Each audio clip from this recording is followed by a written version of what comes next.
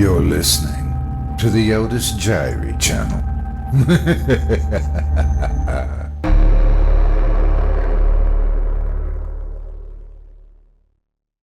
A Cargo of Cat by AMBROSE BIERCE, performed by Otis Jiry. On the 16th day of June, 1874, the ship Mary Jane sailed from Malta, heavily laden with cat. This cargo gave us a good deal of trouble. It was not in bales, but had been dumped into the hold loose. Captain Doble, who had once commanded a ship that carried coals, said he found that plan the best. When the hold was full of cat, the hatch was battened down, and we felt good.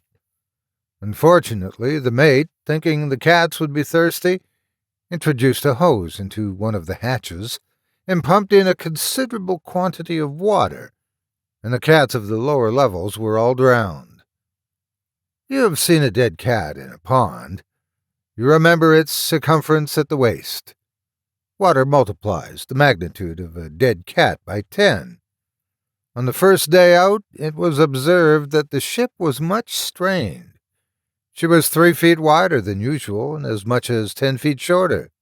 The convexity of her deck was visibly augmented fore and aft, but she turned up at both ends. Her rudder was clean out of the water, and she would answer the helm only when running directly against a strong breeze. The rudder, when perverted to one side, would rub against the wind and slew her around, and then she wouldn't steer any more. Owing to the curvature of the keel, the masts came together at the top, and a sailor who had gone up the foremast got bewildered, came down the mizzenmast, looked over the stern at the receding shores of Malta, and shouted, "Land ho!" The ship's fastenings were all giving way. The water on each side was lashed into foam by the tempest of flying bolts that she shed at every pulsation of the cargo. She was quietly wrecking herself, without assistance from wind or wave, by the sheer internal energy of feline expansion. I went to the skipper about it. He was in his favorite position, sitting on the deck, supporting his back against the binnacle, making a V of his legs, and smoking. "Captain Doble," I said, respectfully touching my hat, which was really not worthy of respect, "this floating palace is afflicted with curvature of the spine, and is likewise greatly swollen." Without raising his eyes, he courteously acknowledged my presence by knocking the ashes from his pipe. "Permit me, Captain," I said, with simple dignity, "to repeat that this ship is much swollen." "If that is true," said the gallant mariner, reaching for his tobacco pouch, "I think it would be as well to swab her down with liniment. There's a bottle of it in my cabin. Better suggest it to the mate." "But, Captain, there is no time for empirical treatment. Some of the planks at the waterline have started." The skipper rose and looked out over the stern toward the land. He fixed his eyes on the foaming wake. He gazed into the water to starboard and to port. Then he said, "My friend, the whole darned thing has started." Sadly and silently I turned from that obdurate man and walked forward. Suddenly there was a burst of thunder sound. The hatch that had held down the cargo was flung whirling into space and sailed in the air like a blown leaf. Pushing upward through the hatchway was a smooth, square column of cat. Grandly and impressively it grew. Slowly, serenely, majestically, it rose toward the welkin, the relaxing keel parting the mastheads to give it a fair chance. I have stood at Naples and seen Vesuvius painting the town red. From Catania have marked afar, upon the flanks of Etna, the lava's awful pursuit of the astonished rooster and the despairing pig.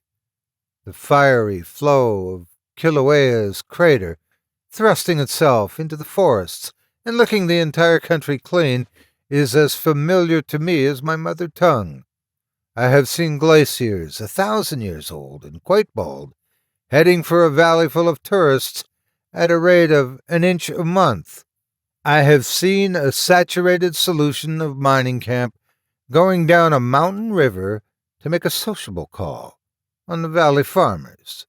I have stood behind a tree on the battlefield and seen a compact square mile of armed men moving with irresistible momentum to the rear.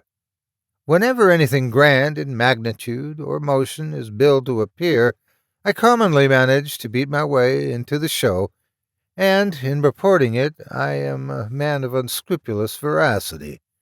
But I have seldom observed anything like that solid gray column of Maltese cat. It is unnecessary to explain, I suppose, that each individual grimalkin in the outfit, with that readiness of resource which distinguishes the species, had grappled with tooth and nail as many others as it could hook on to. This preserved the formation. It made the column so stiff that when the ship rolled, and the Mary Jane was a devil to roll, it swayed from side to side like a mast, and the mate said if it grew much taller he would have to order it cut away, or it would capsize us. Some of the sailors went to work at the pumps, but these discharged nothing but fur. Captain Doble raised his eyes from his toes and shouted, "Let go the anchor!" but being assured that nobody was touching it, apologized and resumed his reverie. The chaplain said if there were no objections, he would like to offer up a prayer, and a gambler from Chicago, producing a pack of cards, proposed to throw round for the first jack. The parson's plan was adopted, and he uttered the final amen, and the cats struck up a hymn. All the living ones were now above deck, and every mother's son of them sang. Each had a pretty fair voice, but no ear. Nearly all their notes in the upper register were more or less cracked and disobedient. The remarkable thing about the voices was their range. In that crowd were cats of 17 octaves, and the average could not have been less than 12.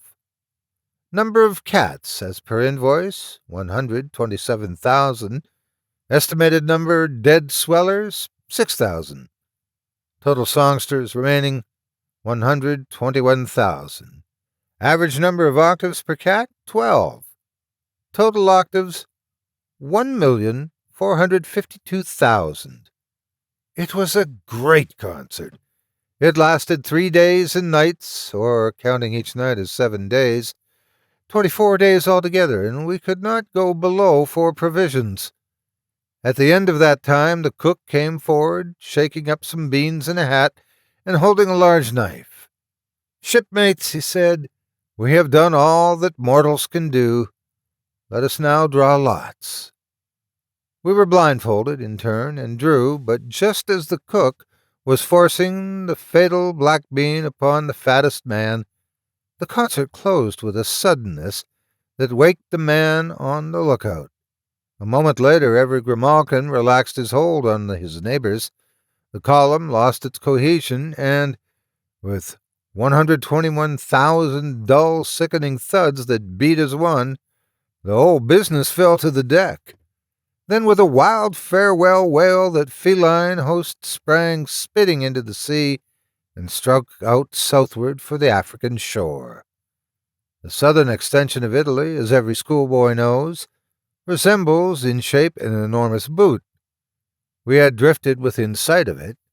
The cats in the fabric had spied it, and their alert imaginations were instantly affected with a lively sense of the size, weight, and probable momentum of its flung bootjack.